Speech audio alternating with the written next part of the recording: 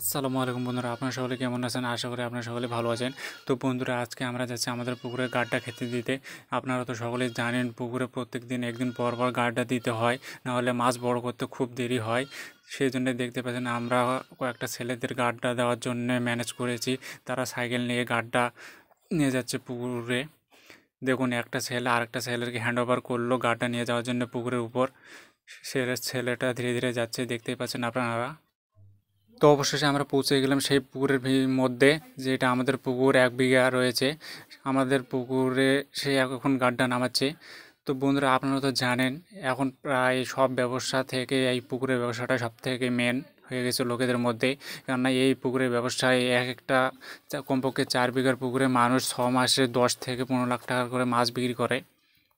তো আমাদের পুকুরের পাশে আরেকটা পুকুর রয়েছে, সেই পুকুরে অনেকগুলি হাঁস চড়ছে। আপনারা দেখতেই পাচ্ছেন ভিডিওর মধ্যে। লাল, হলুদ, কালো থেকে শুরু করে অনেক কালারের হাঁস রয়েছে সেই পুকুরের।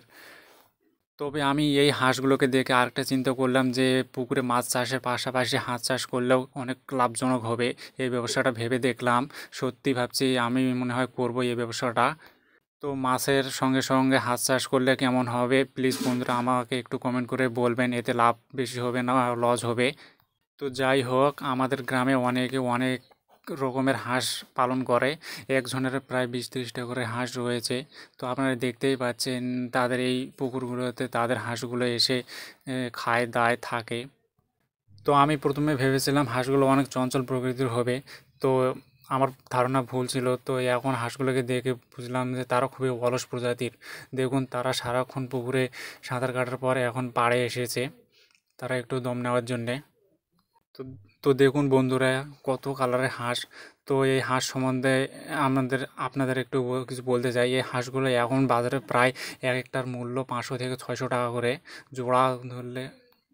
একটা হাঁসের দাম যদি 500 টাকা হয়, দুটো হাঁসের দাম, তাহলে বুঝতে পারছেন বন্ধুরা। আপনারা সকলেই কমেন্ট করে জানাবেন কত হয়। তো হাঁসগুলোকে দেখুন অনেকক্ষণ সাঁতার কাটার পর তারা গাও চুলকাচ্ছে। অবশেষে আমাদের সেই ছেলেটা পুকুরে গাড্ডা নামিয়ে দিল। সে দেখতেই পাচ্ছেন অনেক দূরে রয়েছে।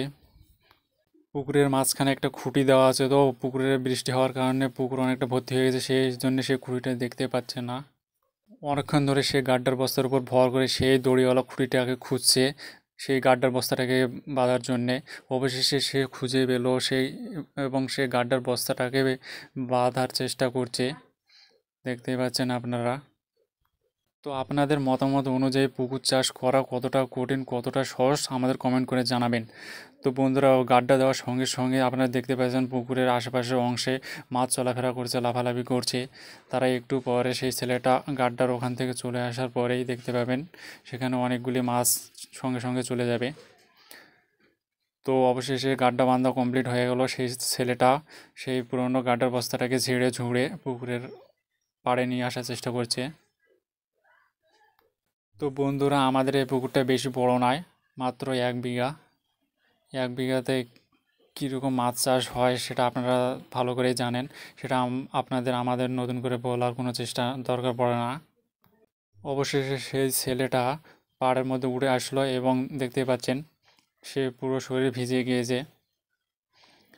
ও বন্ধুরা দেখো, উঠে আসার সঙ্গে সঙ্গে মাছগুলো হামলা বলে দিয়েছে সেই